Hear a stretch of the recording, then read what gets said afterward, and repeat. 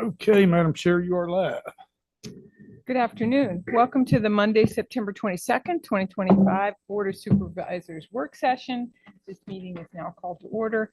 Ms. Whitten will now conduct a roll call for the board. Supervisor Lewis. Present. Supervisor Day. Here. Supervisor McDaniel. Here. Supervisor Lyons. Here. And Chair Ayers. I am here. Presentation from Davenport regarding potential addition of recreation facility to the CIP. Mr. Suter. Thank you. In your joint meeting with the school board last week, you received a presentation from Spectrum Design detailing the results of the committee work on a proposed recreation center off Greenhouse Road across from Rockbridge County High School. As you know, the committee was comprised of officials from Rockbridge County Schools, the county, and RALRO. The study includes a survey, site plan, programs, programming, floor plans, elevations, design narrative, meeting minutes, and everything that went into the thing. And also, importantly, the construction cost estimate. And we did attach a copy of the study for you and the public for your convenience. Of course, how to pay for capital projects is always a primary concern. At the Finance Committee's direction, we worked with Davenport to model the finance options, and they are here tonight to present them. A couple of key points before they begin. As you know from the Spectrum's presentation, the facility design would eliminate tennis courts at the high school. And we added $1.5 million to the overall project cost as a budget number for replacement of tennis courts, or proposal for replacement of tennis courts at a yet to be determined location, if we can find one. The model Davenport, another key point is the model Davenport is presenting tonight does not include any external funds, such as any contributions associated with a Lexington or any other locality or grants, that type of thing. So it's just as if the county was paying for it. Mr. David Rose is with us here. He's going to be presenting the financial analysis and answering any questions that the board might have. And unless you have any questions of me initially, I'll turn it over to Mr. Rose and also introduce a member of his team, Tyler Smith, with us. Thank you, Mr. Madam Chair. Pleasure to be here. I've been here before, but last time Tyler was here for the Finance Committee with the gentleman to my right. So again, appreciate that. No actions are being asked for tonight. This is purely educational, and the focus here is to present some information and let you digest that. We can amend it as appropriate. And then come back to you if you wish. And of course, we typically go through Mr. Suter and Mr. Harrison, who have been very helpful to us. Again, by way of background, I'm David Rose. In my 42nd or 43rd year, I lose track of time, at Davenport, which of course, we are fortunate to be your financial advisor. So with that said, I just go to page background, if you would. There are page 2. For the audience and for those that are listening, we serve as your independent financial advisor, not here to sell you anything. We're not competing with banks or brokerages. We have a fiduciary responsibility to try to make sure that you have all the information you need to do those things that you want to do, be it on capital or budgeting or anything else that you request of us. To that end, we've been asked to take a look at this project, this funding, if you would, and you could see there the recreation and tennis courts collectively. We've looked at a project at approximately $14.5 million. That's not us suggesting it's that amount. That was provided to us. So again, we can adjust that accordingly. What we did do, though, is to take a look at strategies to show you the cash flow impact of funding this project. So if you would past the little agenda overall table of contents, page 4 there just frames the beginning of the tax debt, and I would go to page 5, which is the graphic. So before I start, I think it's appropriate that I make it clear that from our professional review, the county financially is in very good shape. Sometimes folks have a way of looking at things and they don't always see the big picture. One of the things this county has is very solid reserves, meaning rainy day fund. Technically, it's called the unassigned fund balance. and you have that and you're in very good shape. The second thing you happen to have is a series of debt policies. And I'm going to point those out here because everything you have done and even prospectively could do with this project fall within those debt policies. So I think that's going to be important to underscore. So we're not broaching those policies. One policy we'll talk about at the end. We move a little bit for a couple of years, but by the time the project is constructed, if you move forward, you're back into compliance with that policy. And that's pretty typical. And I'll get into that in a few moments. But again, we would not be here tonight. We wouldn't be talking about this.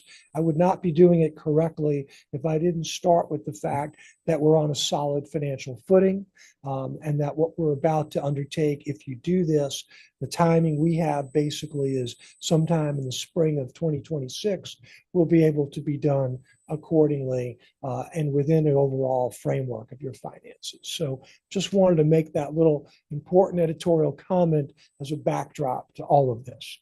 Okay, so on page 5 there, you can see what we call your debt profile.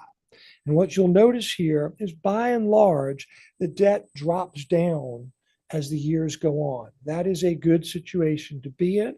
And as a result of that, I will tell you, if we're strategic with regard to this roughly $14.5 million project, we're going to be able to layer in new debt responsibly and not have an equivalent tax impact on the citizens. So again, that's going to be the scenario that we're going to ultimately recommend, but you're going to see that in a couple of moments. Okay. And by the way, please stop me if I'm moving too quick or something I've said that's not clear, by all means. All right, next page. The next couple of pages here, we're going to talk about some key debt ratios. And one of the things I mentioned a moment ago is that you have a policy or series of policies. We're going to highlight a couple of them tonight. And one of those right here is called your debt to assessed value. That's a fancy way of saying actual debt that I just showed you on the previous page. And how does that compare to the taxable assessed value of the county? You have a policy that says we will not want to go beyond 3%. Right now, you're about halfway there, and that is really a very good cushion. So you're starting from a real position of strength. The other thing this policy looks at over this next several years is a very modest growth of assessed value. Historically, your growth has been better than what I'm showing here. I purposely do that to be conservative. So again, we don't see any concern here that when we look at this particular policy, you're very much in line. And in fact, when we look at overall regional peers, you're very much in line. So nothing stands out, if you will. On the right-hand side, the very bottom, you can see how you compare if the county were rated to what we call highly rated local governments in Virginia. And so if you look here, you're somewhere between a double and a triple A. You really can't get any better than that. So again, we like where you are. I don't want to overdo it, but to say simply, that is not in any way something that gives us pause. Next page. This one I like to say is your credit card, your debt service, what you pay annually versus your expenditures. And if you see on the graphic here, you basically have a 12-cent or 12%, 12 cents on every dollar. You'll not exceed that to do the overall capital that you have. What you'll notice here is you're slightly under 8 cents per dollar. And so again, you look at your regional peers, very solid, very much in line. You look at national AAAs, the highest you can be, that's about 9%. Virginia AAA is about 8%. So again, you're very much in line with where good, very solid credits are with regard to this. And we're going to show you, even when we add in that new $14.5 million, we're going to still be well under our policy. So again, it's important to not only look at this in a snapshot, but how are you going to look over the next several years? Because again, we know inevitably there'll be other projects to be done, and we want to be prudent about that. think the last point I make here, especially for those in the audience that are wondering, well, what is 8%, 10%? How does that compare? For those that, for example, are fortunate enough to own a home and have a mortgage, typically a mortgage lender, and we're not mortgage lenders, but I just say typically, will say, we don't like you to go past about 25 to 27% of your monthly income towards a mortgage payment. So for you, we don't want to go beyond 12%, if you want to think about it, of your monthly or annual income. And so again, we're a lot more conservative than if we were doing individual finances. And that's important for counties and local governments. So again, we look at you and we think of what we call best practices as if you are going to be a very strong credit. And that's the way we think about all this. Okay, next page. Folks, I'm sorry, I was on the advanced page the whole time. You all were looking at it. Oh, For okay. anybody looking this in review, listen to what Mr. Rose said and look back at the slide I now have shown. Okay, Take a screenshot. all right. Then we'll move. So the next page, we'll make sure, Mr. Suter, page 8, that's the debt ratio, existing debt payout. So what this says is that we as a county will always pay out about 50% of our debt in 10 years. Let's go back to that mortgage example. Typically, mortgages are 30 years. And after 10 years, the average homeowner after 10 years will pay out about 25% of the principal. Most of it early years is interest, then it becomes principal later on in the subsequent years. But for you, our policy is basically that after 10 years, we're going to be about 50% paid off. Right now, we're about 61%. Let's just say 60% or 60 cents of every dollar of principal that I identified earlier is paid off within 10 years. So we're in a very solid, strong position to take on new debt. Now, with all of that said, you can see Virginia national averages, again, very strong. Couple of differences between where we are and some of the things with regard to some of these others. A lot of it is the timing of how quickly you're going to take on debt. And so again, we still are in good shape, but I just want to point that out. So for example, if we have, which we do, a sizable financings down the road, that'll impact the payout ratio. I typically like to look at this over a 5-year period, saying if we've got a multi-year plan and we start a project or a couple of projects, where are we going to be when those projects are physically completed? We've moved into those projects.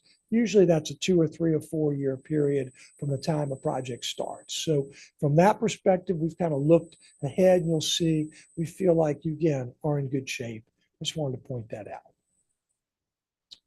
So all of that by way of saying, let's go to page 10 and let's talk about some of the key assumptions that we made as it relates to this borrowing or potential borrowing. The rec center, we were given 13 million. The tennis courts, 1.5 million. That's how we got that $14.5 million to be looked at. Also, as Mr. Suter pointed out, we have not looked at any other potential shared costs. It's as if you were taking on all of this debt, not because we're recommending it, but it's the most conservative way to look at it. And that's how we look at that. So I want to point that out. And also lastly, very important, very bottom there. For purposes of this analysis, we've used, as we call it, hypothetical, but you got it, $4 million of available cash to help towards this project. So that begged the question when we were working with your excellent staff, how best to employ that $4 million. Should we, for example, take a $14.5 million project and borrow $4 million less? Should we borrow it all and use that $4 million to shave some peaks on the debt service? And so with all of those various choices, what we want you to see on the next page is we created for you two scenarios. So on that page 11, scenario one was to do what I said earlier, and that is let's try to downsize this $14.5 million borrowing down to $10.5 million. That's one scenario. The other scenario was let's take that $4 million and create what we call a debt service reserve. And let's use that strategically to layer down, to shave some of the debt. Will it be better or worse in terms of the overall cash flows and impact on your subsequent budgets? So we made another series of assumptions purposely.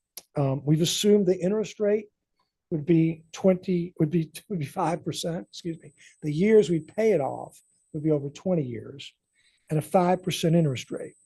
We assume we close this spring and the first payment would be in fiscal year 27, because again, this spring would be the end of fiscal year 26. So by the time we have a 6-month payment, that will bring us into fiscal year 27. One last thing I'd point out here, we are borrowing money tomorrow for the city of Hampton. Preliminarily, they're going to do 20-year debt.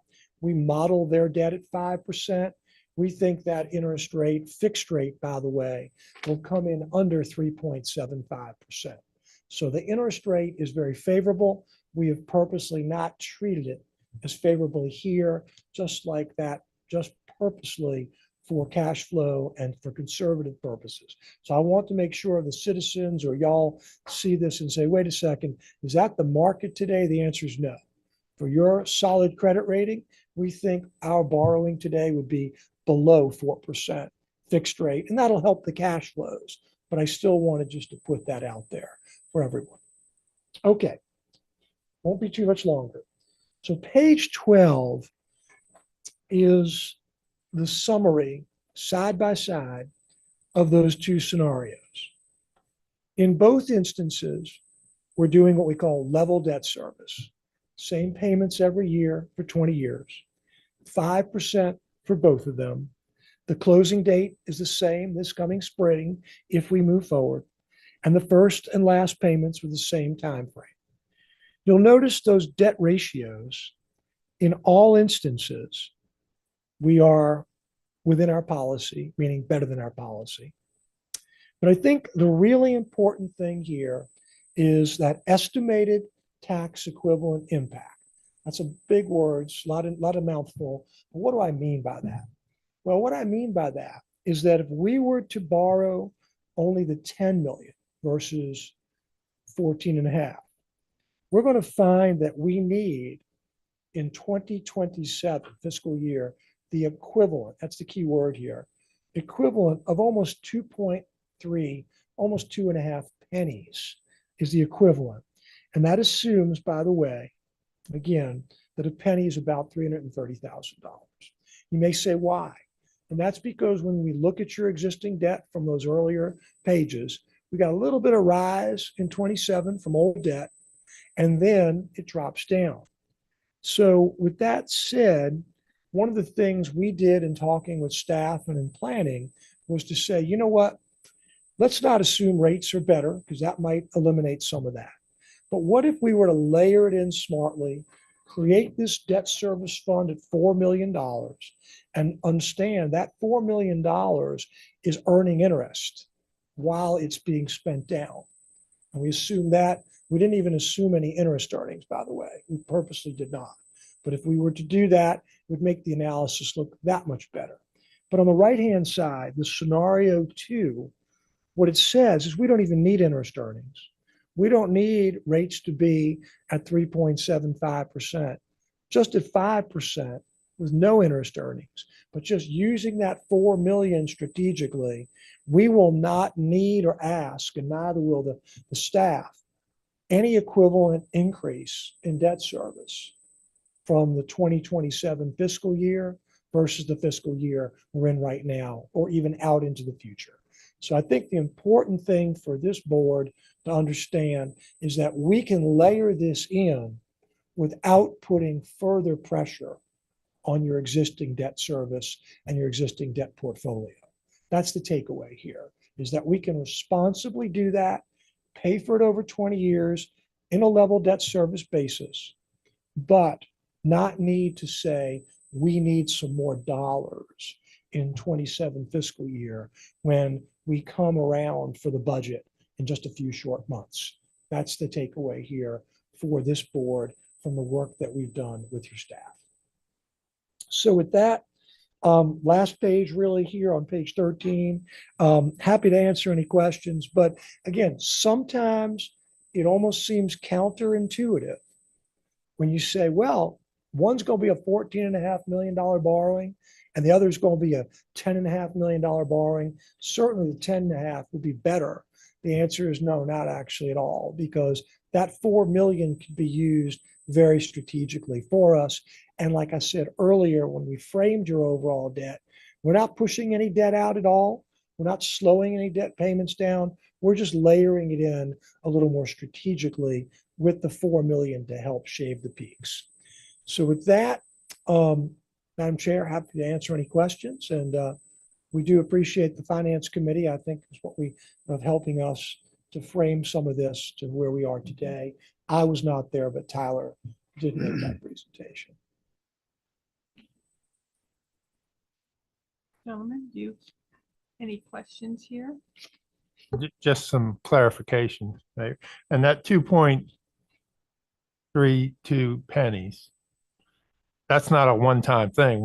It stays once it's implemented. No, we would need that. Then it will Yeah. go down. It'll go down some, but the But problem is, Once you put it in, yeah, it's and it factored makes, out through it the did not year. make sense to us. Yes, Ms. Lyons, didn't make sense to us to turn around and to ask you to bump up the equivalent some more. And Correct, then yeah. eventually it drops down. Yes, but you're right. Right. Yes, sir. Yes, sir. So the way I view it, we're using money that's already been collected from the citizens Yes, sir. to prevent them from having to contribute more to this project. That's correct. Yes, sir. And let me make one more point too, though, if I could. And we're doing nothing to hurt your, I'll call it that rainy day fund, that unassigned. That's what I'm saying. That part of the way I look at the county when we do our deep dive of finances is the county, you are structurally balanced. That's important, meaning your ongoing annual revenues are more than sufficient to meet your ongoing annual recurring expenditures. So there's not an injection of dollars that are not recurring that we're relying on. That's important. So again, this is the way you want to be running as a county.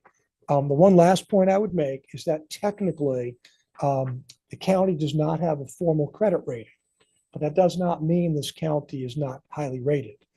Some of you may have seen when I did this and worked with the city, Lexington, we were here and we recommended a few months ago, actually a little over a year ago, that they get a credit rating, and we did, and they got a very strong credit rating. They were delighted. And so I believe if we ultimately at the right time go to get a credit rating for the county, there'll be no difference. It'll be a very strong credit rating, which in turn will help us borrow at the lowest potential costs. We don't need to do that right now. That's a little premature.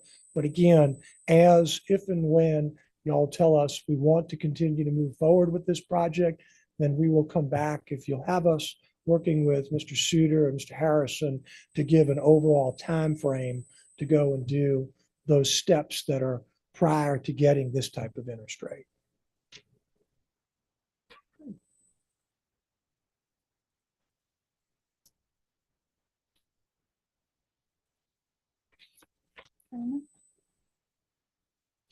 So again, no actions at all, just simply education tonight.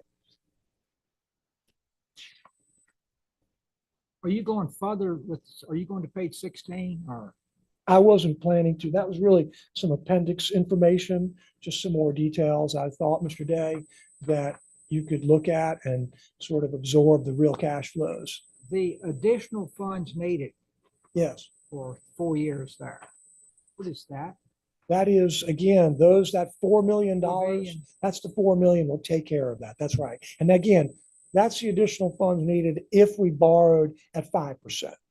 So I think, again, if we were going today, those additional funds would be less by a good percentage point. Yes, sir. Which is significant, as you know, because you think about it, if we're 1% plus, that's going to be a solid $175,000 of avoided interest times 4 years. So we're talking probably $600,000-700,000 of less dollars needed. Plus, as I mentioned, got 4 million being spent over those 4 years. We've assumed that when they go into a fund, and it will not happen this way purposely, we're earning nothing on that 4%, on the 4 million. But again, right now you can earn a solid 4% on that money going through the state program, which again, we don't manage. So that again would be another 150, 160,000. So I think all told, if things line up properly, we're probably talking about additional funds needed. When I show the 4 million, we probably need $1 million less than that. So it's possible, Madam Chair and members of the board, that by the time we get done with this project, if it was in that roughly that $14.5 million range, we could possibly still have dollars left over in that debt service reserve fund, which can go of anything else you want it for. It's not restricted, it's not blocked. I just note for anybody looking at this post meeting, that full report and all the appendices is online on this board agenda. If you want to review it closely. And we're happy to, again, if Ms. Day and others have questions and details, by all means, just go to Mr. Suter and we will be delighted to respond to all of them. As our view is all public information, and so we're happy to share it with any and everyone. That's how we typically do it.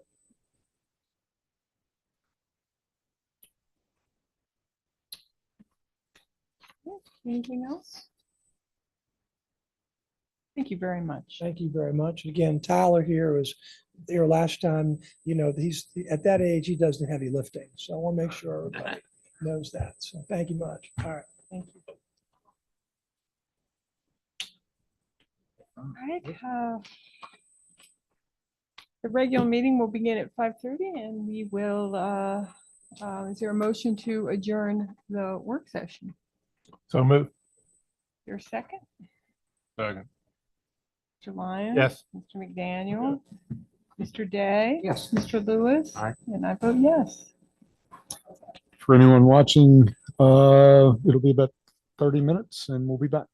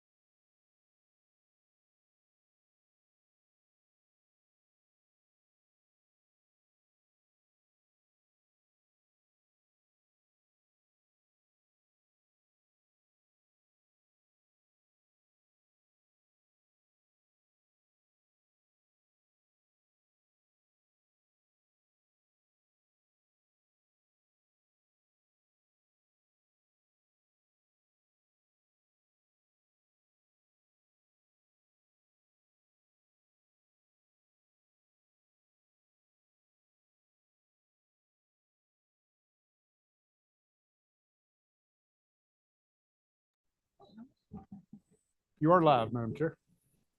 Good evening, everyone. Welcome to the Monday, September 22nd, 2025 Board of Supervisors meeting. This meeting is now called to order. Ms. Whitten will now conduct the roll of the board. Supervisor Lewis, Still present. Supervisor Day. Here. Supervisor McDaniel, Here. Supervisor Lyons, Here. Chair Ayers. I'm here. We will now offer an invocation followed by the Pledge of Allegiance. Those attending are not required to participate, but if you'd like to join us, please stand. Lord, I pray for our national leaders, our state and local leaders, as we live in a time of such turmoil and hatred, where some believe that good is evil and evil is good. Help us to return to a nation that was founded under God. I pray for more rain. I thank you for what we have received. And now I ask for wisdom and guidance for this board as we conduct our meeting tonight. Amen. I pledge allegiance to the flag of the United States of America and to the republic for which it stands, one nation, under God, indivisible, with liberty and justice for all.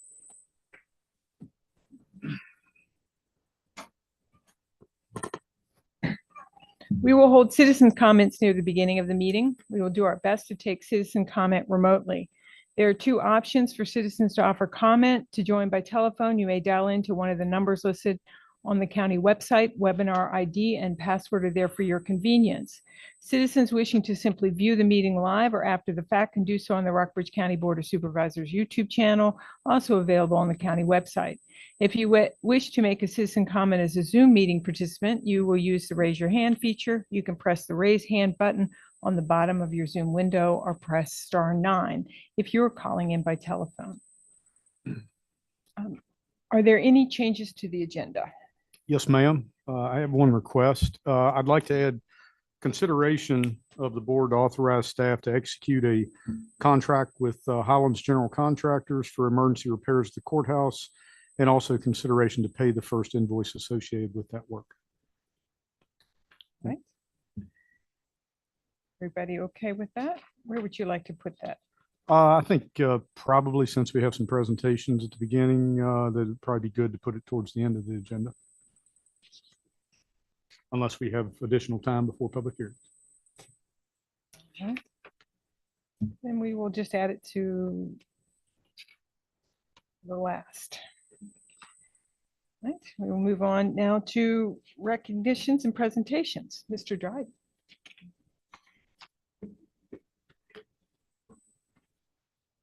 Like to introduce you to, as all of you know, I've been very lucky in being able to have the Washington Lee law students as externs in my office, and they've all done a wonderful job. And our latest one is Peter Mitchell, who's 2L, 3L. So I should know. I knew that, and I just forgot. Everyone has done a wonderful job. Peter is amazing. I'll let him introduce himself for a bit, but just to brag on him, he's in the office. He works hard. He's had several assignments and several things he's done already, which are done at a very high quality. So I think as a county, we're very lucky to be able to have the law school supporting us and helping us in our work here. Thank you. Yes, very good to meet you all. As John said, my name is Peter Mitchell, and I'm third year at Washington and Lee. I started on August 26th, working for the Office of the County Attorney, and I will be here through early December. So just really looking forward to gaining a lot of experience in the municipal realm, and really looking forward to meeting you all and getting to work with you over this time. So thank you so much for taking me on. Thank as you. extra. Thank you very much. Citizen comments. We will now welcome citizen comments. When your name is called, please address the board at the podium stating your first and last name and magisterial district. Please limit your comments to no more than 3 minutes. There's a timer on the table for your convenience. Is there anyone signed up? There is. The first is Edward Cobain. Thank you. I'm here to talk about what is happening in Gaza, which is a genocide. And on Labor Day, I talked briefly with Representative Klein about this, and he agreed to meet with me and some other people. There's some legislation in Congress to stop selling certain bombs and ammunition to Israel that we would like Representative Klein to support. And I'm trying to find Republicans or people Representative Klein might be sympathetic to go to this meeting. If anyone would like to participate in this meeting, let me know. I would also like to ask the council to consider passing a resolution against the genocide in Gaza, which I could take with me to the meeting with Representative Klein. I gave an information packet over here, and so you should be getting a copy of that information packet. And I can be reached by email if you're interested in doing any of those things. Thank you for your time. Thank you, Mr. Cobain. Next is Deborah Woodcock.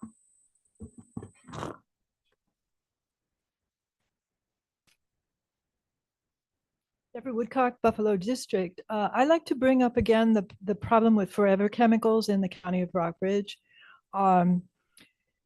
The U.S. Geological Survey has been doing surveys of PFAS or forever chemicals across the state of Virginia. They've been testing sediments and water and fish.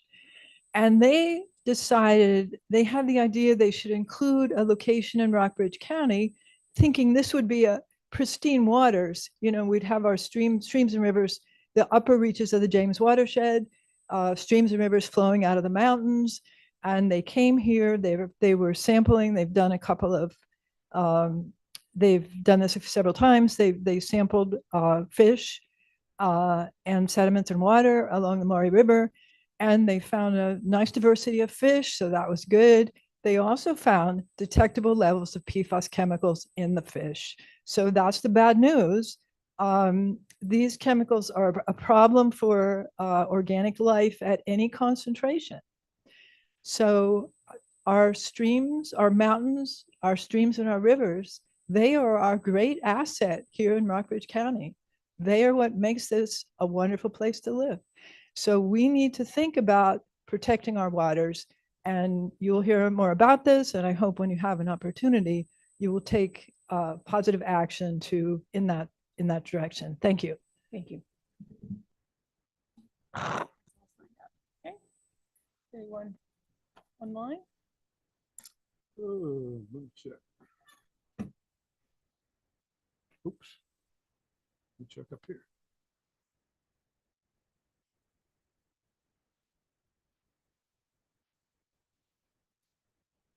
No one with a hand raised. Okay, is there anyone else that would like to speak? Okay. We will move on to approval of the September 8th minutes. Any questions or comments, gentlemen? Is there a motion to approve the minutes? So moved. Their second? Second. Mr. McDaniel? Yes. Mr. Lyons? Yes. Mr. Day? Mr. Lewis? Aye. And I vote yes.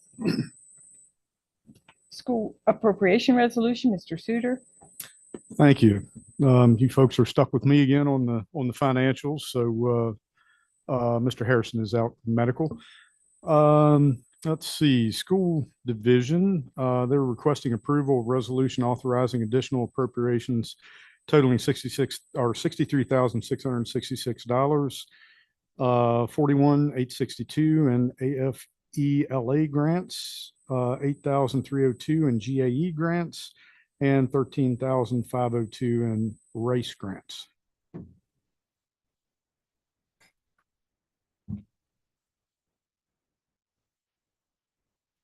And there is, and then the county, were you ready for the county portion? No, sure, we can do it. We accept the grants. I'll second that. For the school division? Yes, Is that- ma'am. Is there a second? Are you the second? All right, Mr. Lewis? Aye. Mr. Day? Yes. Mr. McDaniel? Mr. Lyons? Yes. And I vote yes. Would you like to go on with the county? Okay.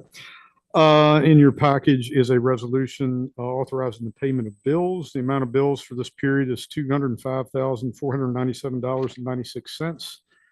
There are additional appropriations, which include $24,586 in RALRO end of year reconciliation. This was to cover the county's portion of the end of year shortfall from last fiscal year. There is a settlement accounting statement attached in your package if you had any questions about that. The other one is $43,082 for fire and EMS vehicle. This is for a truck that was approved for purchase last fiscal year. We only recently received the bill, and Mr. Harrison shared that he shared with me that he had lost track and had not rolled the money previously budgeted over last year into the current fiscal year. And thus, for record keeping and to follow all policies, this requires an appropriation. Okay, great. Is there a motion to adopt the resolution? So move. Your second? Second. Mr. Lyons? Yes. Mr. McDaniel? Yes. Mr. Day? Yes. Mr. Lewis? Aye. And I vote yes. And Ashton also did say that county and school division staff continue to attend training on the new Tyler ERP software. And I would really like to commend staff for keeping the wheels turning while they're attending so much additional training. It's a lot of additional work on all involved staff, and I greatly appreciate it. Okay. Thank you. Then we will move on to the update from the Natural Bridge State Park. Mr. Jones, good to see you. So Yes, sir. I was just gonna roll in a little intro. You know, Oh, okay. periodically, Jim provides the board with an update. We always look forward to learning about visitation, revenues, plans for the future, anything new and that type of thing. And he's here tonight to give that and answer any questions you might have. Thank you, Spencer. Yes, we set some records this year.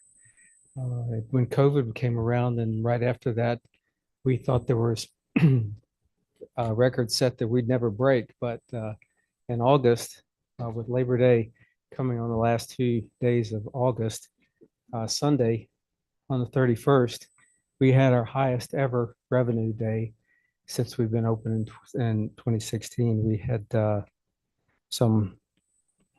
it was $31,373. And then the third highest was on that Saturday, the 30th, at $30,234. So we were quite impressed.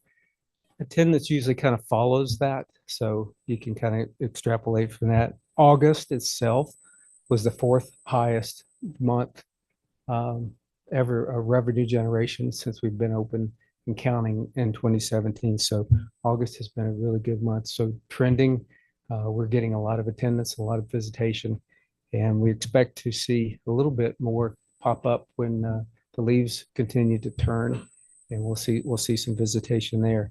Attendance right now to date is 154,154. And then the previous year for the same amount of time was 143,588. So you can see that that's both of them are trending up. That was, and our total attendance, or the highest ever, was in 2021 at 243,000, and then last year for the year of 2024 it was 211,000. So we're pushing over 200,000 people just about every year. Some updates that's been going on.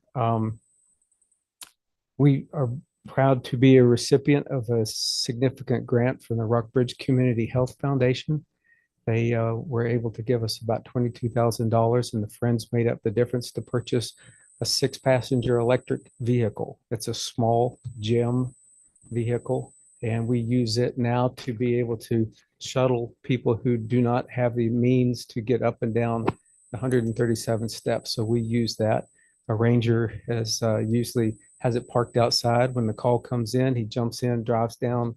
And so we have 2 gym vehicles now. One is a utility-based vehicle, and this one is a people mover. And so we're trying to our best to be as green as possible. The water service with the PSA is continuing. We're working with them, so we don't have a real firm date as to when that will happen, but maybe sometime next year. The park will have public water, which is something we definitely need. No action on what we're calling Buck Hill Cave. We all remember it as caverns at Natural Bridge. We're wanting to move back to its original name, what it was called before, is the Buck Hill Cave. We don't have any action on that, but we have submitted an operation plans to our headquarters, and they're reviewing that and should be giving us some direction soon. And we hope hope to be open in another couple of years, have it back open in another couple of years. This weekend on Sunday, we partnered with the tourism and we're having a Thistle Ridge Throwdown. It's a disc golf tournament that's going to be happening out there on Sunday. And I like to also let you all know about this Saturday is we illuminate the bridge. So if you've not got anything planned for Saturday evening, come on out about dusk and see the bridge lit up in all its glory.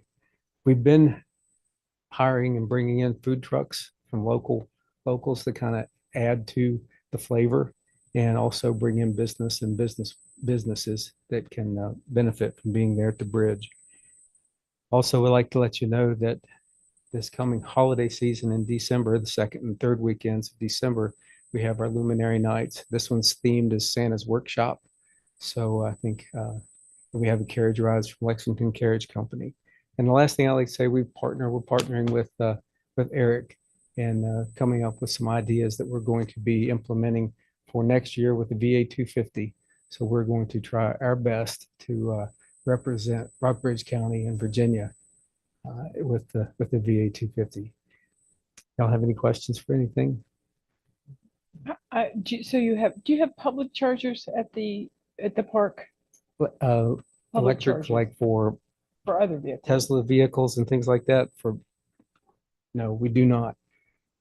I have heard that if we repave the parking lot with the state, I think there's some requirements that we provide some type of public charging stations. Don't hold me to that, but I think that's part of the requirements for upgrades and improvements in parking facilities where electricity is available.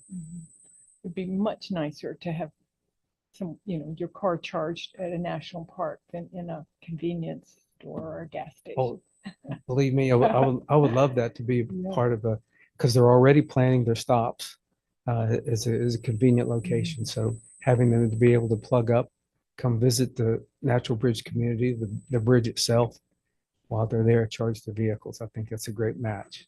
So you have your own charger. You've installed your own charger obviously for the vehicle that you This have. one's basically plug and play. We've just got the electric cord in the shop that we have it plugged into. I will say that there's 2 new residences that will be coming on with the state. It's taking time, but there will be a charging station in those 2 residences. So yeah, that'll be part of that package. Well, thank you. Gentlemen, do you have any questions? Thank you. Well, I do want to thank you all. Thank your staff. Thank you for the wonderful guidance you have at the state park. You make us very proud.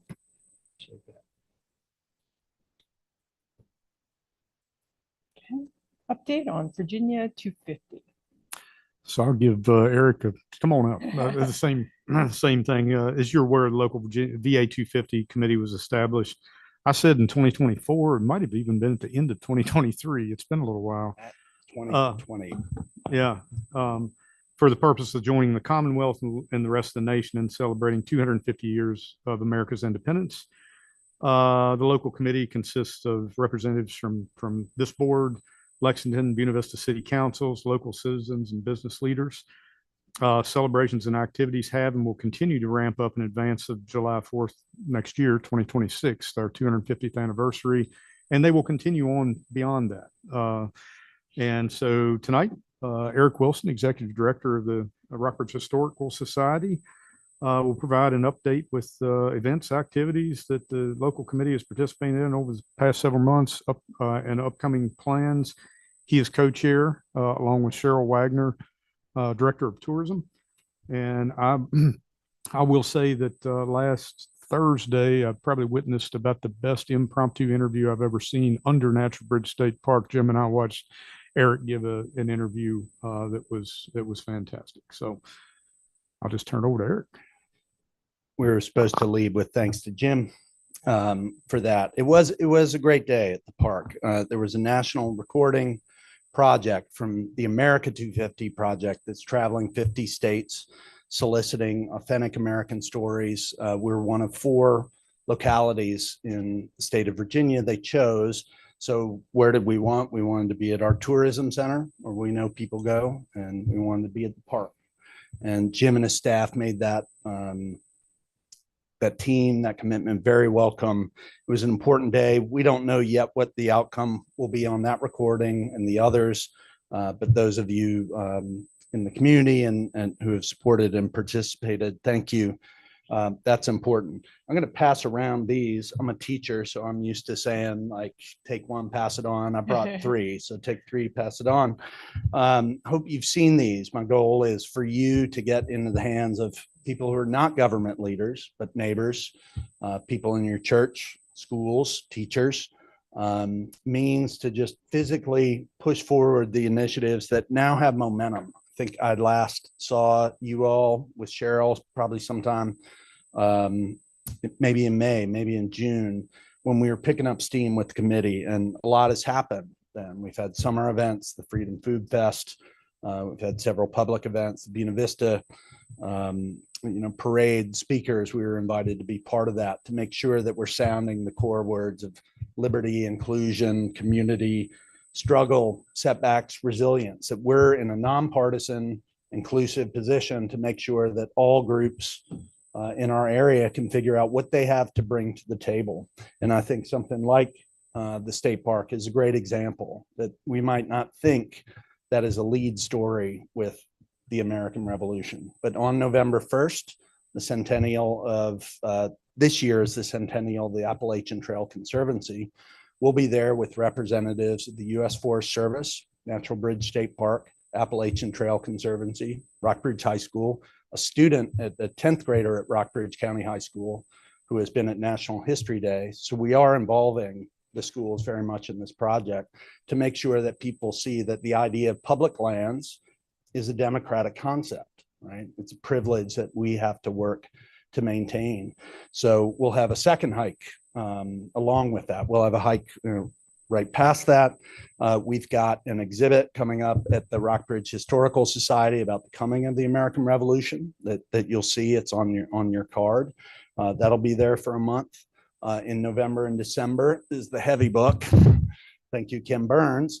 An exhibit about the Vietnam War, which is also part of this story. What are the events, the commitments, the sacrifice, the vision that it takes to sustain the American experiment? And I think I saw Colonel Johnson back there, who have talked about having a roundtable. We hope to do this at RCHS. We have to figure that out, but we want a public venue where we can have a roundtable of veterans, people like Bob Hopkins, who is organizing the Veterans Parade, which we're involved with. We can have medics, rehab nurses, journalists, all the stories that are involved in that we want these American stories to be part of a community-wide celebration, commemoration that, as Spencer rightly notes, we got a 2-year backstop here after July 4th.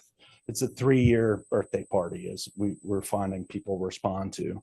So we need churches, schools, nonprofits to find ways in which they think their place in the evolution of American culture and history looks back to the American Revolution and find some traction, find some ways to partner. We're grateful for the advocacy, the support of the county to do this, along with Lexington and Buena Vista. It's taken a while to really figure out how we marshal our resources to do this, but we're in the groove now. And I think you'll see next year really that the wave of public programs are going to be a demonstration of that. But we should all be glad of all the hard work of groups that are making this happen now. Supervisor Lewis, Administrator Suter, vital parts of that committee. I welcome your comments if you like on that. But the team effort from our advisory committee of 15 and now the park staff and all others. BMI hosted an event. What was it? Constitution, 2 big events, right? The Blue Angels didn't come. VMI came through with 2 really big important events. And they have another coming on September 30th with their debate. So I think the word is out, the momentum's there. I wanted to say, Eric, that I did go to that. Spencer and I did go to the BMI event. It was wonderful. It was also a celebration of the 250th anniversary of the Army, Navy, and Marines. And Cheryl Wilson was there, the executive director of the State Virginia 250. So well attended, well thought out, and another type of event that happens to be part of this celebration or 3-year birthday party, as you said. That's good. I think from my perspective, I'd be remiss in not mentioning the fact that our own delegate Terry Austin is chair of the whole thing at the state level. He was asked a couple of years ago to chair this effort at the state level and represent or helped us a lot. It makes it pretty easy when your delegate knows that BMI is the right place to do those things on Constitution Day, right? And has that record, has that commitment, knows the phone numbers to make that happen. We're fortunate in that, so we continue efforting that, but it is a team effort. We're grateful for that. I've never been part of a 3-year birthday party, but it's kind of exciting to see how this is going to go. So count on seeing you there. Thank you. Thank you, sir. Thank you for your hard work. Okay, we have 5 minutes. I believe we can move on with appointments. Let's see, hold on. Do we want to work in that walk on? Or is it we don't have enough I time? think, It might, what, let's, it, why don't we- it might take a minute. why don't we do the appointments? PSA, Rick Mast. Term expires 10/14/2025. Mr. Mast is willing to be reappointed and no other applications are here. We reappoint Mr. Matt. Okay. Second. Mr. Lewis. Aye. Mr. McDaniel. Yes. Mr. Lyons. Yes. Mr. Day. Yes. And I vote yes.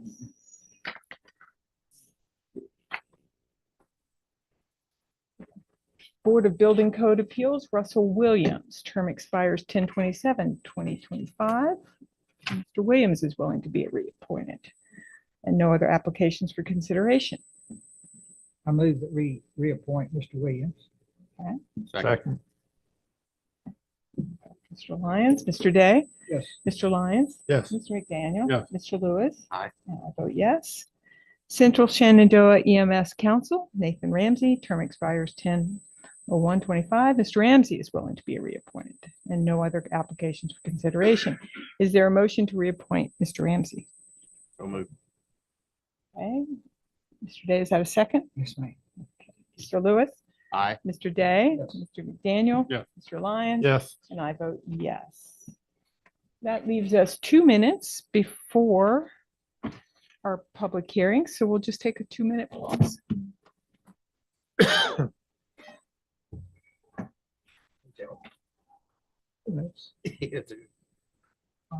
These are.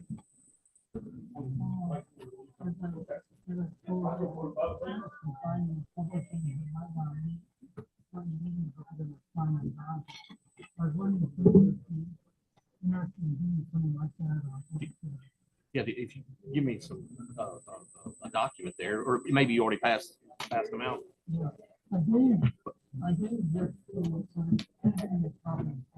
Okay, yeah. Okay.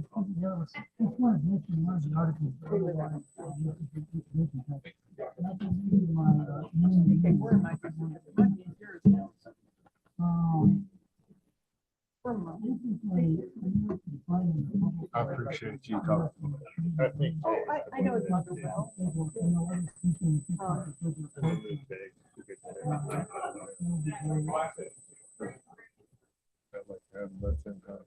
I can't promise you anything, but I'll certainly send it to some people that I know. Yes, sir. Is it Cubane or Cubane? Okay.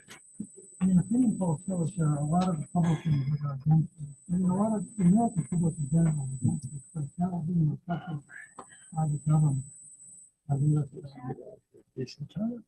I'll send it forward. Right. Thank you, sir.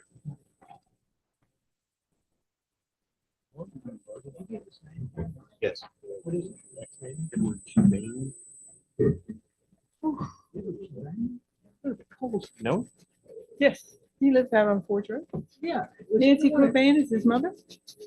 Was his dad one had the motel? I believe so. I'm sure there's one back there far. Oh, yeah. When you first said that, so I was thinking, he passed away. He has.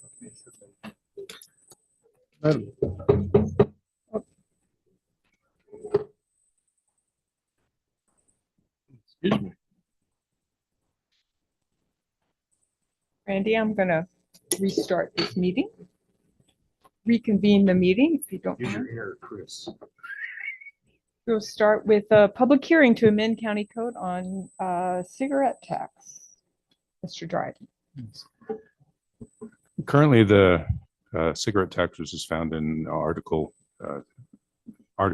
15 of Chapter 25 of the county code allows us to tax our cigarettes based on the scale which has been, oh, can you not hear me? Sorry, regularly. As part of that process, we issue stamps which are required to place on all cartons of cigarettes, et cetera, which are being sold in the county. Part of our code allows the return of these unused and stamps which are also torn and unusable in exchange for a refund. The code we had maintained a 5% retainage. So when it was returned, we kept 5% and returned 95% of the cost to the distributor or the store owner. However, it was brought to our attention that this is contrary to state code, which requires us to return all of the funds without any additional fees or taxes imposed. Therefore, we've brought this proposed amendment to our ordinance, which will remove the 5% retainage, and the rest of the language will stay the same. Thank you. At this time, I will open the public hearing. For those speaking, please remember to address the board when called and stating your first and last name and magisterial district for the record. Is there anybody signed up? Is there anybody online? No hands raised, ma'am. Is there anybody in the audience that would like to address this issue? If not, I will close the public hearing. Gentlemen?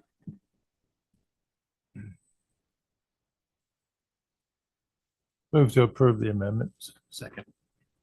Okay, Mr. Lyons? Yes. Mr. Lewis? Aye. Mr. McDaniel? Yes. Mr. Day? And I vote yes. Public hearing to amend the county noise ordinance. Mr. Dryden. From time to time, it's brought to the attention of the members of the board and to county administration concerns about the level of noise in certain parts of the county. One of the issues that has been, one of the ways to address this has been brought up would be to change the hours in which our noise ordinance is applicable. Our county noise ordinance is found in section 4-43 of the county code. Under our current ordinance, during weeknights, which would be Sunday through Thursday, loud noises are prohibited after 11 p.m. and until 8 a.m. the following day. On weekends, which would be Friday and Saturday, and loud noise are prohibited from basically midnight until 8 a.m. of the following day. The ordinance uses a plainly audible standard, which means that which would be up to the sheriff's deputies to enforce this. This is enforced as a criminal act and enforced by the sheriff's office.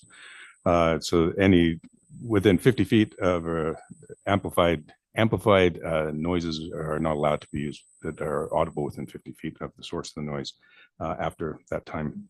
And noises generally for 10 or more people where they're playing audible outside of dwellings are also prohibited in this period of time. As this has been brought to the attention of the board members and to the county administration, a draft ordinance has been presented to the Board of Supervisors, which is attached to this package. If you note in the draft ordinance, there's one which shows just basically the removal of the 11 p.m. time for weekdays. There's been no change in the draft ordinance for weekends. However, for the final ordinance, I did leave blank the actual time, which would be in effect. So if the board wishes to change that time on weekdays or weekends, we can make any adjustments to the draft ordinances attached to your package.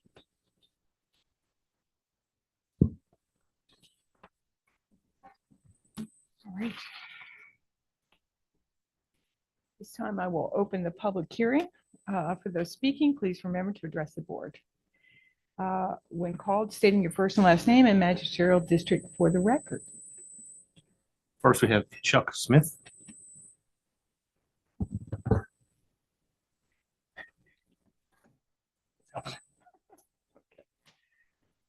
y'all. Everybody hear me okay? Yes. Thank you. My name's Chuck Smith. And I'm here on behalf of Lime Kiln Theater. I live in Lexington City and also serve on the Lexington City Council. I appreciate the opportunity to speak this evening regarding the proposed changes to the noise ordinance of Rockbridge County. Our preference is to maintain the ordinance as it is currently written. Most of our events take place on weekends, with concerts typically ending before 10 or 10:15. To my knowledge, we have not received any noise complaints over the last 10 years.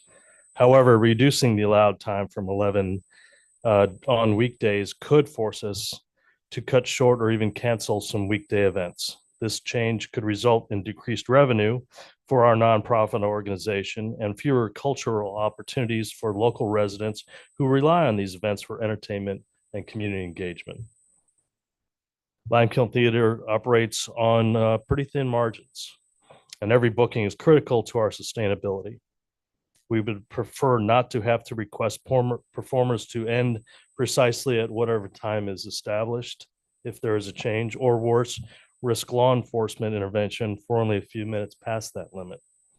To address this concern constructively, we respectfully request that if the ordinance time is changed, the special permitting process be maintained to allow exceptions for events that will occasionally run past 10 o'clock during the week. This would continue to provide a practical solution for organizations like ours, ensuring compliance while supporting the continued vitality of our local arts scene. Thank you for your dedicated service to our community and region.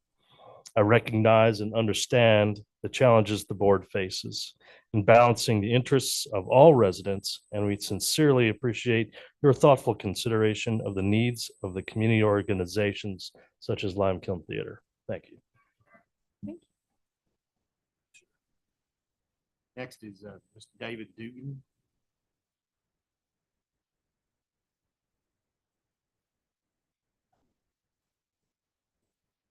Good evening. My name is David Dugan, and I reside in the Cars Creek district of the county. And I live in Murray Cliffs, and that's right off Furs Mill Road.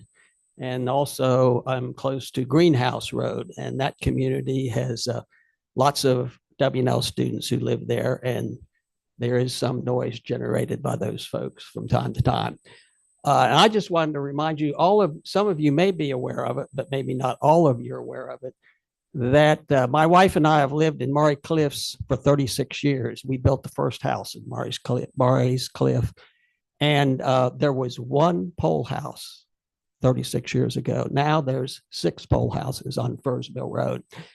And the point I want to make here is that is allowing for an accumulation of noise from 6 pole houses rather than just one pole house, which could have an impact, especially on the weekends, on the noise ordinance. I support and appreciate this board considering possible changes to the noise ordinance, and look forward to the outcome of this consideration. Thank you for the time to speak with you, and take care. Thank you, Mr. Dugan. Next is Deb Woodcock.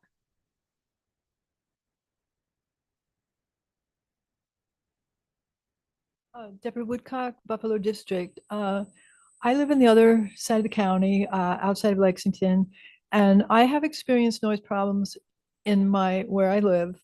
And I certainly would like to speak in favor of my neighbors who were requesting an earlier time limit for noise during the week. Everybody deserves peace and quiet. When you don't have that, you don't appreciate this until you don't have it, believe me. So I would support that with exceptions for Lime Kiln, as they have mentioned. It's sorely needed in the county, and I hope you would consider making that change. Next we have Claire Paul.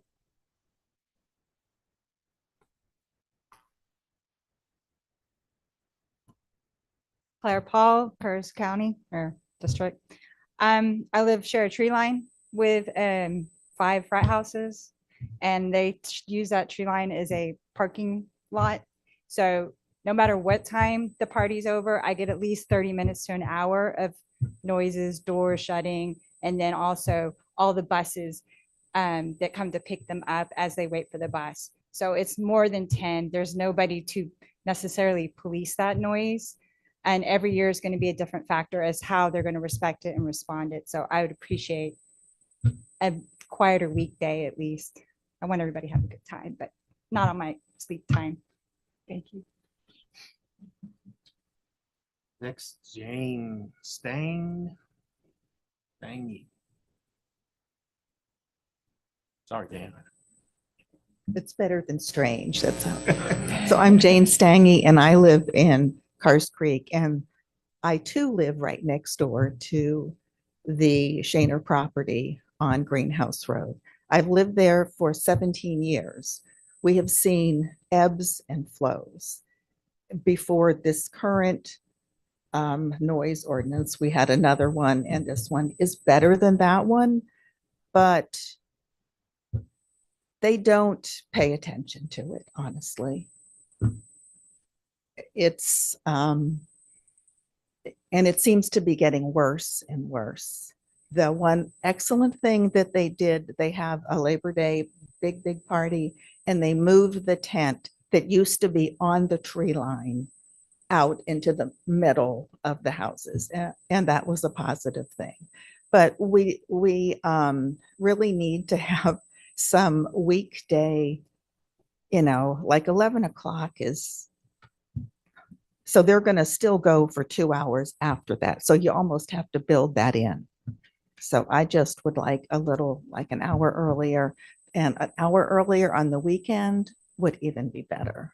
But we have, the next speaker has it all documented, how many weekday parties we have. So thank you. Thank you. Next speaker I have is Mr. Houston Johnson. Good evening. My name is Houston Johnson. I live in Kerrs Creek, and I'm actually neighbors with Ms. Paul and Ms. Stangy. I also serve as a liaison to the WNL Campus Community Coalition for the Woodridge Area Homeowners Association, and I've served in that position for 6 years. And so I routinely work with WNL staff, and I work with the students who serve as CCC representatives to try to mitigate noise issues. And I'm here primarily to say that it doesn't work. It has some mitigating factors, but ultimately it is not successful. And so in my role as the liaison, I keep a log of how many parties there are. And so last year, during academic year 24-25, there were more than 60 parties on Windfall Hill that were loud enough for me to hear inside my house with the windows and doors closed. And my house is a little further than my neighbor's, but about 150 feet from the closest WNL party house. More than 24 of those parties were on weeknights. Most of the time, the WNL students begin their parties at 9 or 9:30 in the evening, and they routinely go to 2 or 3 in the morning. I've lived in the Woodridge neighborhood for 14 years. My wife and we have a 10-year-old son. We have a number of neighbors who have young children, and it is routinely a problem trying to get them to sleep when there are loud parties. There are issues with bass, with house music. There are significant issues with live bands. There were more than half a dozen live performances last year during the week, just on Windfall Hill. I'll also point out that this year, in the 3 weeks that WNL has been back, there have been 11 parties, including 5 on weeknights and 4 out of the last 5 nights with Young Alumni Weekend. There were parties on Windfall Hill. We routinely call the sheriff's office after texting the CCC representatives. We try to work with the students first to mitigate the noise issues, but that has not worked. So last year, during the last academic year, I alone texted members of the CCC 24 times. In 0 of those instances was the noise turned down low enough that I couldn't hear it in my house with all of the doors and windows closed. As Ms. Stangy suggested, like this ebbs and flows. There's a different population of students who live in the poll houses and on Windfall Hill every year. And so even if we get a good group and are able to make some progress and mitigate the noise issues, it starts again the following August. And so I'm here primarily to fervently support an effort to amend the noise ordinance. I think an hour on weekdays would be very helpful. An hour on weekends would be even better. I certainly recognize that there are some other legitimate issues and would support a carve out for Limekiln, for instance. But this is a significant quality of life issue for myself and my neighbors. And I know that the Maury Cliffs community has similar issues here. This is not now and again. This is not A little live music in the afternoon once in a while. This is at least every other week, there's a weekday party, and on average, more than one party per weekend day. So appreciate any help that you guys can provide. Many thanks. Thank you. Lastly, Mr. John Hartsock.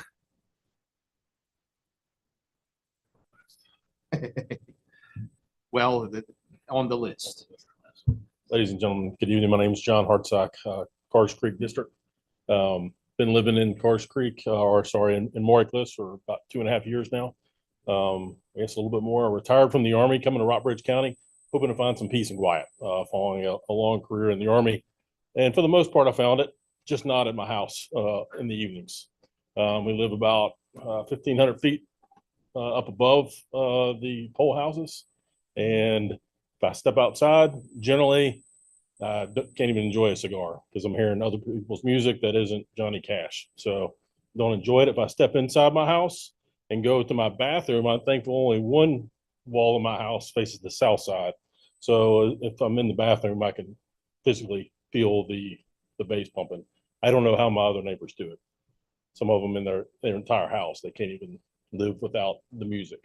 So I come here tonight echoing everything that's pretty much already been said. Fully support this noise ordinance. Would ask you to consider the weekends, and just also consider that it's more than just the noise. It's the activities that go with it.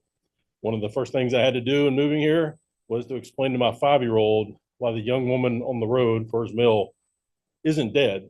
She's passed out.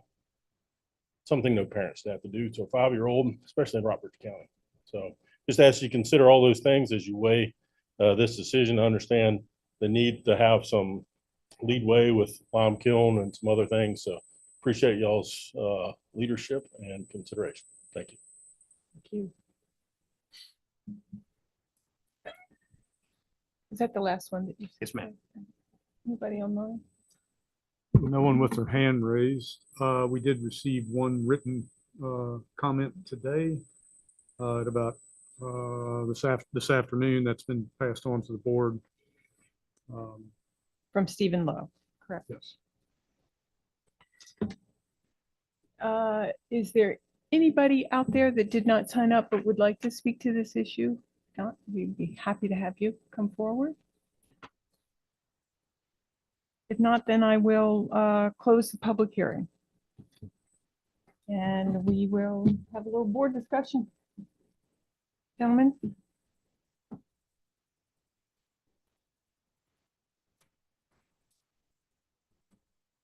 Madam Chair, would it be helpful if I explain the options under the current code when it comes to organizations like Lime Kiln? The current code allows for exceptions from the noise ordinances for organizations which receive a special exception under our zoning ordinances. So while I'm not sure if that would be a possibility for Lime Kiln, that might be an area to explore. We also have the undue hardship clause, which if it turns out that the economic impact to an organization is greater than the benefit to the community for them to complying with the noise ordinance, the board of supervisors can grant an exception under undue hardship. However, that has to be renewed every year. And then the final option would be we could work on some language. We could put a new section in our exception area if that would be the board's will to apply to organizations such as Lime's Kiln, assuming the board wants to move ahead with an adjustment in the times. And since we did close the public hearing, the board does need to act on this matter within 30 days. So you could either vote today and or postpone a discussion of this for a later date, or well, those are your two options, actually. We have 30 days. You have 30 days in which to do this, yes.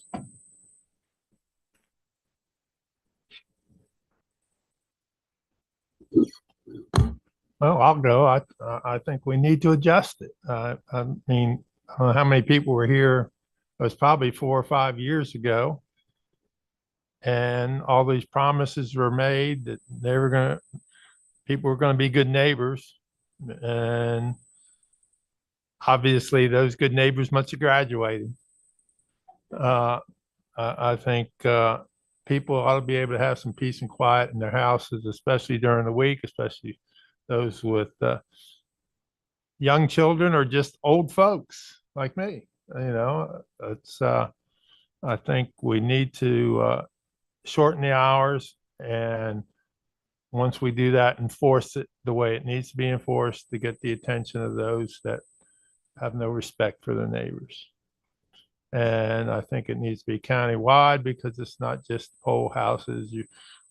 Every time we approve a venue, they always want to throw in comply with the noise ordinance. Well, that's fine, but I think if they're building close to residences, it's too late during the week. And we might even think about the weekend, but I think the initial good start is to change it to no later than 10 p.m. during the week, and see how that goes. And maybe by doing that, they'll adhere more closely to the weekend hours. I think the last time we talked about noise on a pickleball / tennis courts, they had to be off the courts by 10 o'clock and the lights off by 10:15. Pickleballs aren't that loud compared to other things. So I think we need to make changes, and I'm anxious to hear how the other board members feel and what times they're willing to recommend.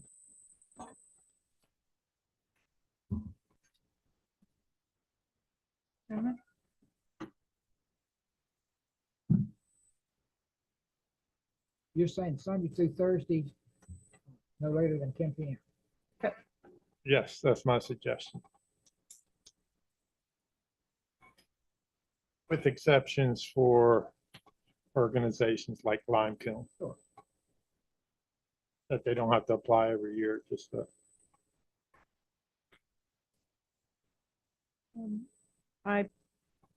certainly 10 p.m. I mean, I would go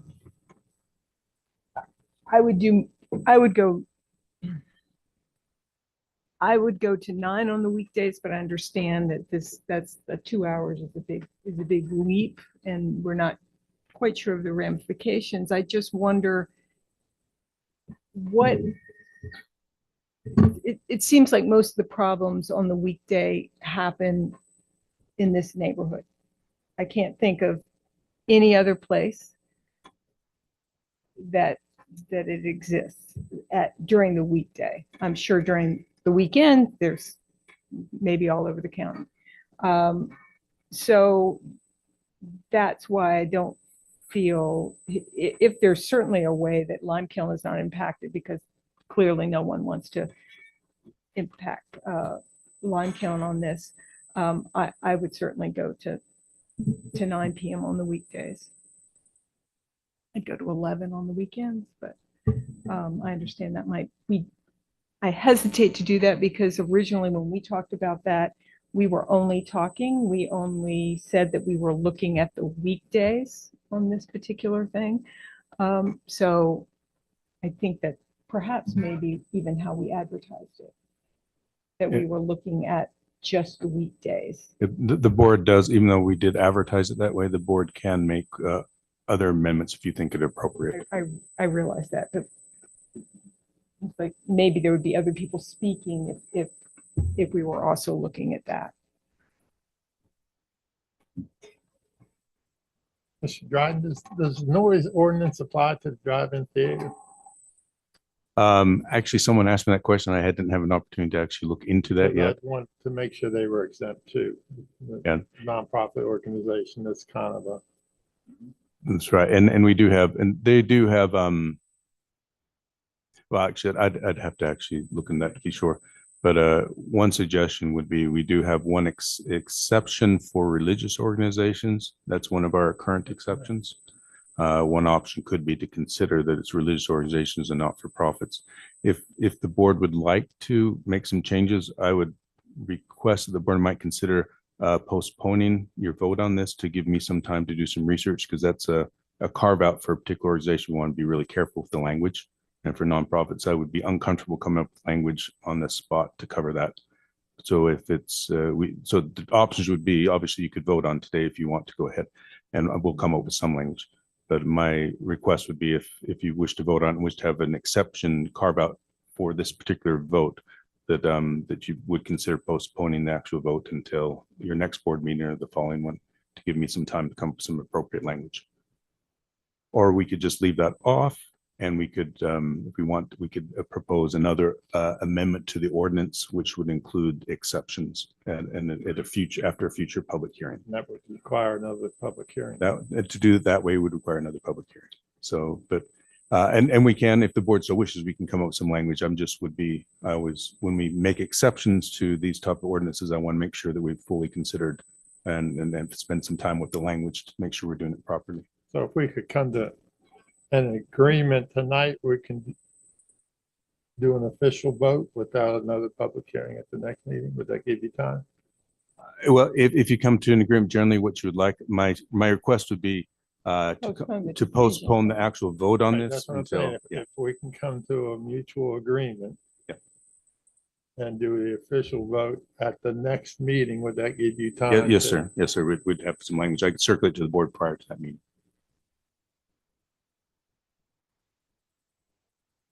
Do we have a consensus to move forward with changing it? Not for this end of the base.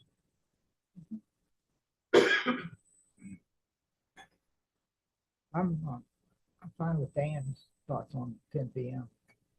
Okay. Thursday, am I right? Okay.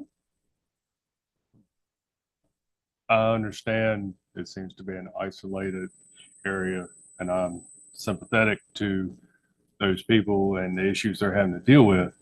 I just worry, I mean, when you change the ordinance, you change it for the whole county.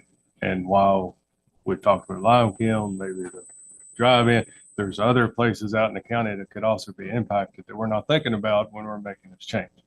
So I'm not ready to vote on something without knowing the full extent of the impact throughout the entire county.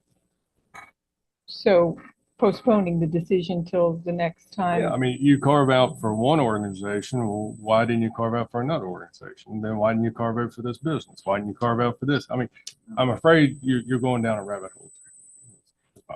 But one could say that for the whole ordinance itself, and we do Well- have a noise ordinance. The only thing that we would be changing is times of those that's in that noise ordinance.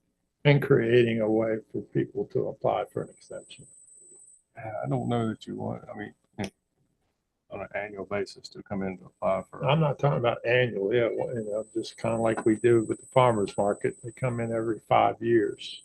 I don't think there's gonna be a huge influx of nonprofits doing that or religious organizations. Yeah, I think the issue is a little bit broader than what Mr. McDaniel was saying, which is why I feel angst about it. But I think what we have is what we have, and it's just slippery slope of is this going to get into frustrations with agriculture needs? I mean, there's just lots of potential issues that we could be unintendingly cause. Well, I mean, if that were the case, we would have those problems now under our existing noise ordinance, I believe. I mean, we're talking about dropping it currently 1 hour from Sunday to Thursday, from 11 o'clock to 10 o'clock. And yes, maybe we can find some people that might need to go a little bit over that, but why? Then adjust so that people can go to sleep at a reasonable hour and their children can be, we have a noise ordinance. I understand that argument if you're talking for or against a noise ordinance, but we have one. We're just looking at adjusting the hours for those people, and 11 o'clock during the weekday for me is just, it's crazy. I would not expect my neighbors to be every night impacting their neighbors, people to impact their neighbors every night during the weekday. That's my personal opinion. So are we okay with? And we also gather, I mean, I see we have Sheriff McFadden here some actual hard data as far as what the Right. He, calls are? yeah, well, we can, and he's actually called all of us, I believe, if I've not gotten this right. You've had 40 cases this past year. 25 of those have been students, correct? 25% have been Sheriff. students, Nobody's gonna be able to hear you. unless- yes, so that you can correct me. We've had around, it was 40 over the last year that we looked at that we found countywide. And 10 of those, 25% were, we could link to student housing, and the majority of those were in the Windfall, Burrs Mill area, Pole House areas. Mhm. So based on what people said, would you say that there are a lot of times people are just like throwing up their hands and saying, there's nothing to be done here, or? There's ebbs and flows, as they said earlier. Some years we have more, some years we have less. I know the Campus Community Coalition has been involved, and sometimes they're helpful and sometimes they're not. The other day, they said they had been receiving some calls, but they didn't really provide me with how they resolved the issue.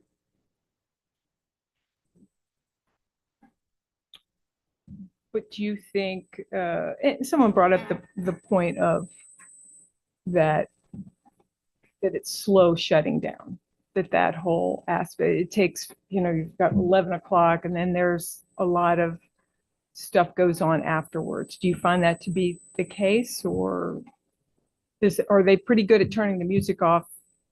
Generally, when we show up, they're good at turning the music off, but sometimes they're a little slow to wind down, and there are always a few that try to continue on. Right.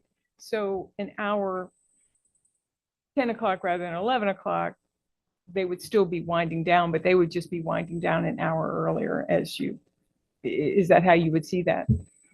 Yes, ma'am. They're still going to push that limit of whatever time it is. They may know it's an hour earlier, but you're still going to have some that still violate it and still carry on a little later. When they violate it, is there a fine? What happens exactly? Well, that's what I discussed with them the other day of when I met with the Campus Community Coalition about, I was upset that we actually hadn't issued any summons during that time period, because they usually do comply, or when the party's winding down, somebody will turn the music back on, but then somebody in the house will turn it off real quick. And by the time we get there, there is no violation. But I certainly warned them the other day that moving forward, if we go back to, everybody can have one bite at the apple, but if we go back to the same house a second time or a third time, then we need to look at issuing summonses. But then the challenge is who you're going to issue the summons to, because the houses have several people that live there and that are on the lease, and then all of the guests are there too. So that usually is a challenge to find the right responsible person to issue the summons to. But it can be done. It can be done, yes, ma'am. So gentlemen, what do you think? You feel that you want to make a decision tonight? Or, yes, thank you. I'd like Mr. Dryden to bring us back the amendment on how people can apply for exceptions at our next meeting, and then take a formal vote.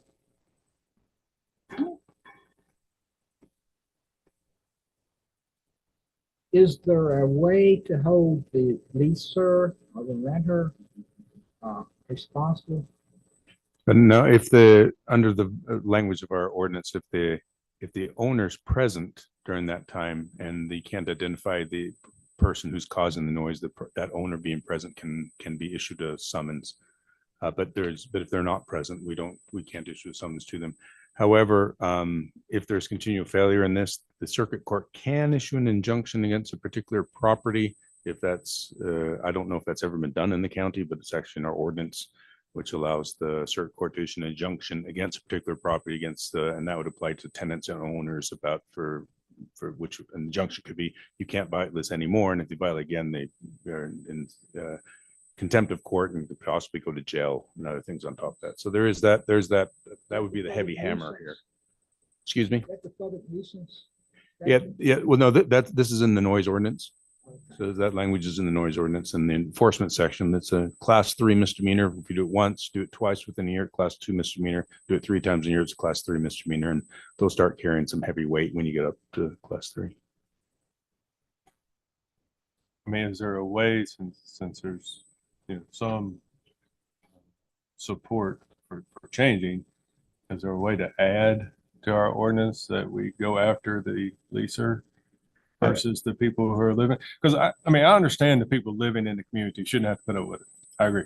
My concern is when you change it and how it impacts the entire county. But, I also understand when a deputy shows up, nobody's going to take responsibility for it when it's 10 or 12 people living in the house.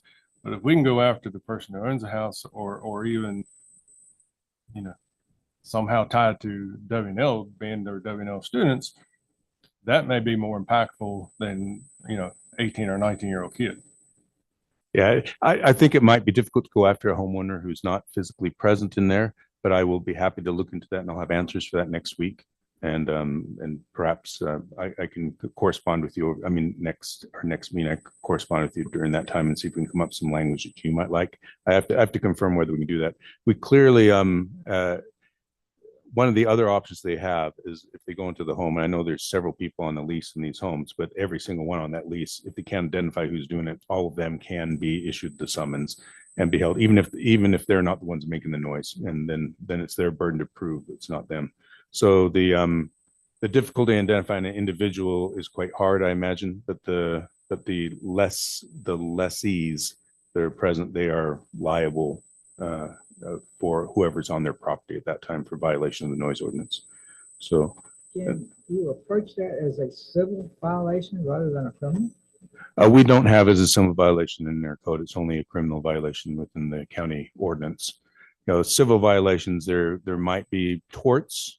A nuisance tort might be brought. I think that might be difficult though for individual landowners to individual homeowners in that neighborhood to bring against each of the houses. They'd run into similar issues, more difficult issues probably in the civil area to identify who the actual party is, because they don't have language like we have, which allows us to go to the tenant or the owner if they're present.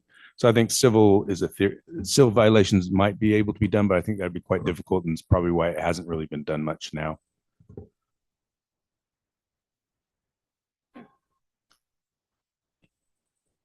So everyone comfortable with getting more answers and putting this on our agenda for next time? I need to correct a mistake I made, and the sheriff might be laughing at me. I was going class It's one, right as I was going class 1 misdemeanor up to class 3 for the worst. It was the opposite. It starts at class 3, it works up to class 1. So yeah, he's saying, yeah, the attorney shouldn't be telling the sheriff how to enforce the law there. There we go. I just want to get that on the records. All righty, thank you. All right, gentlemen, that's what we'll do. We'll revisit this after we get a few more answers. Thank you all for. Excuse me, Madam Chair, someone would need to make a motion to postpone it and have to be Okay, let's seconded. do that. And I'll make a motion that we postpone the vote until the next meeting and that the county attorney brings back the process for accepting groups from the noise ordinance. Okay, is there a second? I'll second. Mr. Lyons? Yes. Mr. Day? Yes. Mr. McDaniel? Yes. Mr. Lewis? Hey. Is that a no? Hey. And I vote yes. Okay, we will now move on to the added item. Mr. Suter. Yes, hopefully I'll try not to be too lengthy on this, but there's a lot to go over. So as you know, we did experience significant water damage due to an activation of the sprinkler head on July 12th down at the courthouse. We had to immediately mitigate and begin and start working on the repairs due to the emergency. Holland's general contractors were on site very quickly and worked pretty much nonstop to dry the building out before other issues such as mold could take hold. And they were believe we were very successful in that. They continued with the remediation and replacement work while we work through the claim with the insurance adjuster. And I will say this is in my almost 30-year career, this is the biggest claim I've ever had to deal with. So I learned through this process. Of course, gathering all the information, working through the process takes a great deal of time. Recently, the adjuster submitted his findings to VACORP, including the actual and estimated costs from Hollins, as well as our staff time and other costs unrelated to mitigation or restoration. VACORP took no issues with the adjuster's report last week approved the first payment to the county. Again, having no issues with the information submitted. And somewhere right here. Shoot, I had it written down. I'll get to that in a second. Oh, I'm sorry. It's they are the total loss that we have put in is $922,902.24. And what they do is they depreciate that and then subtract the $500 deductible, and then they issue a payment of an initial payment. So initial payment is $647,403.98. It was they said it was mailed next or last Tuesday. I don't think we had received it as of Friday, and I just didn't check today. But it's coming to us. The remainder of that will be paid once the work is satisfactorily completed. But they keep the depreciation out to hold some back until it's completed. Okay, and the remainder, like I say, plus anything else we might find along the way, will be paid to us. So Mr. Dryden had previously drafted a contract, but until now, we've not been able to been in the position to execute it, as we did not have the VACOR review yet till last week. Of course, in the contract, we had to provide the attachments such as the schedule of work and scheduled cost and covered costs, that type of thing. Now that we have the estimated costs and the initial payment from VACORP, we're in the position to execute a contract. And we met with Mr. Keith Holland this morning, and so far he has floated all the costs associated with remediation and repair going all the way back to July 12th. We've also ordered floor coverings through Holland's General Contractors, and that's a fairly large portion of the overall claim. And he has a payment due to them. He'd like to give them at least or a little more than half of that money. And again, this has been approved by VACOR. So you have a contract that was handed out in front of you. The insurance related costs in the Holland contract are $71,704.85 for remediation, and the repair is $721,704.85 for a total cost of $793,527.57. And again, there are some additional costs that are outside of Holland's contract that go directly through the county. Examples, the elevator repair contract that you all approved at your last meeting, and staff overtime costs associated with the sheriff's office and having overtime and having to operate in 3 and 4 places while the court was closed. We had to scatter staff all over the place, and they did a great job of keeping up with those costs. Let's see. Okay. The Holland contract provides an additional option for any mutually agreed work that makes sense to do while we were doing the repairs.